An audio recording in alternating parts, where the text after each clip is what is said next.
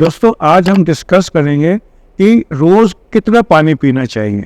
ये सवाल हर एक के इंसान के दिमाग में आता है कि कितना पानी रोज़ पीना चाहिए एक हेल्दी रहने के लिए, एक अच्छी बॉडी रखने के लिए। फिर पानी पीना ज़रूरी क्यों है? देखो दोस्तों, हमारा शरीर ज़्यादातर पानी से बना हुआ है। नमस्कार दोस्तों, आप सबका मेरे इस यूट्यूब चैनल डॉक्टर देवेंद्र सेरा शो पर स्वागत है। दोस्तों आज हम डिस्कस करेंगे कि रोज़ कितना पानी पीना चाहिए। ये टॉपिक मेरे ख्याल से बहुत ज़रूरी है और मैंने इसलिए चुना है बिकॉज इस साल इतनी ज़्यादा भीषण गर्मी पड़ रही है और पानी के बिना या कम पानी पीने से हीट एग्जॉशन और बाद में हीट तो बहुत कॉमनली हो रही है। और ये सवाल हर एक के इंसान के दिमाग में आता है कि कितना पानी रोज़ पीना चाहिए एक हेल्दी रहने के लिए, एक अच्छी बॉडी रखने के लिए और अपना मेटाबॉलिज्म ठीक रखने के लिए। उसके लिए सबसे पहले ये जानना ज़रूरी है कि हमें पानी पीना ज़रूरी क्यों है।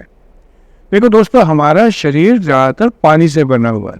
60 to 70% हमारी बॉडी कॉम्पोजिशन पानी की है और ये पानी एक किस्म से हमारे शरीर के हर टिश्यू में है, हमारे ब्लड सिस्टम में है, सेल्स में है, फैट्स में है, ब्रेन में है। और पानी की मात्रा जितनी कुदरत ने हमारी रखी है उससे कम हो जाएगी तो सिस्टम बिगड़ जाएगा और उल्टा भी, अगर पानी हम ज़्यादा पिएंगे तो भी नुकसान हो सकता है। तो इसलिए ये टॉपिक बहुत ज़रूरी था। एक और बात जाननी ज़रूरी है कि पानी हम शरीर से लूज़ कैसे करते हैं। एक तो पसीना आता है, हम सब जानते हैं। दूसरा यूरिन आता है। तीसरा हम जब स्टूल पास करते हैं तो भी उसमें पानी निकलता है। और चौथा जो लोग ज़्यादातर समझते नहीं वो ये है कि जब आप सांस बाहर निकालते हैं, ऐसे आप करके देखिए तो उससे भी पानी आता है। आप चश्मा पहनते हैं, चश्मे के ऊपर हवा छोड़ेंगे तो उसमें वेपर्स आ जाएंगे और फॉग से जम जाएगी। और सर्दियों में जब आप बाहर निकल के ऐसे ही मुँह खोल के हाँ करते हैं तो हवा निकलती है जैसे आपका धुआं मुंह से निकल रहा हो। और पहाड़ों में भी जाके ये होता है क्योंकि हमारी हर सांस में पानी बाहर निकलता है। तो हमारे शरीर में पानी निकलने के ये 4 तरीके हैं और अगर हम इनको रिप्लेनिश नहीं करेंगे टाइमली तो हमारे शरीर में पानी की कमी आ जाएगी जो कई तरीके से मैनिफेस्ट करती है। तो पानी कितना पीना चाहिए, अब ये दूसरा सवाल आता है। रोज़ का एटलीस्ट 3.5 लीटर आदमियों के लिए या 3.7 लीटर तक और लेडीज़ के लिए अबाउट 2.5 लीटर से 2.7 लीटर तक पानी पीना ज़रूरी है। आप इसकी एक किस्म से प्रैक्टिकली ये कह सकते हैं कि 8 गिलास पानी आप रोज़ पी लेंगे तो वो बॉडी के लिए रूटीन में सफिशिएंट है। और आप कैसे जानेंगे कि पानी आपके शरीर में कम पी रहे हैं? एक तरीका तो ये है कि आपको प्यास बार बार लग रही है, लेकिन ये मैं आपको ऐड कर दूँ कि एल्डरली एज ग्रुप पे प्यास उतनी नहीं लगती। अगर कई बार आप जैसे दवाई आती है शुगर की SGLT2 इनहिबिटर ये ले रहे हैं तो सोडियम वगैरह कम होने के बाद भी प्यास नहीं लगती और डिहाइड्रेशन होने के बाद भी प्यास नहीं लगती। तो एक प्यास अकेला ऐसा लक्षण नहीं हो सकता जिसके ऊपर आप देखेंगे कि आपको पानी की कमी तो नहीं हो रही है।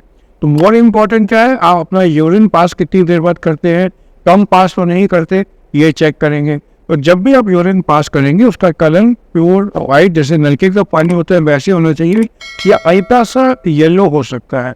लेकिन अगर गर्मियों में आपको डार्क येलो यूरिन आना शुरू हो रहा है या डार्क यूरिन आ रहा है तो अगर जॉन्डिस जैसी बीमारी नहीं है तो ये भी हो सकता है ये डिहाइड्रेशन से हो।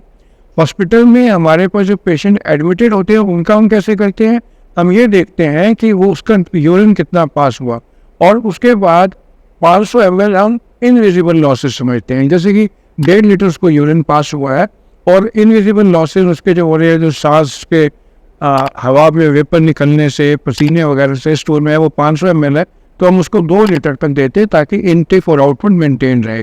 पर जब हम घर पे है तो हमको यूरिन आउटपुट मेंटेन करने की कोई ज़रूरत नहीं है।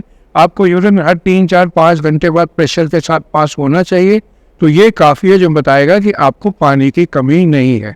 तो ये कुछ बातें थी जो मेरी आपको बतानी ज़रूरी थी। मैं इनको नशर में कहूँगा कि गर्मियों में आप कोई 8 गिलास पानी तक रोज़ पीजिए। और एक और बात ज़रूरी थी जो मेरे दिमाग में आ रही है कि पानी एक्स्ट्रा पीने का क्या नुकसान हो सकता है। अगर आप ज़्यादा पानी पिएंगे तो अगर पर्सन को किडनी की प्रॉब्लम है या हार्ट की प्रॉब्लम है तो उसमें हार्ट उसको पूरा लोड बर्दाश्त नहीं कर पाएगा और किडनी भी पूरी तरह से फिल्टर आउट नहीं कर पाएगी। तो जो मैंने आपको बताया वो एक नॉर्मल इंडिविजुअल के लिए है जिसको कोई किडनी या हार्ट की प्रॉब्लम नहीं है। तो मेरे साथ जुड़ने के लिए आप सबका शुक्रिया। और अगर आपको मेरे इस तरह के छोटे छोटे अपडेट अच्छे लगते हो तो मेरे चैनल को सब्सक्राइब कर लीजिए और लाइक माइंड को करना शेयर कर दीजिए। Thank you.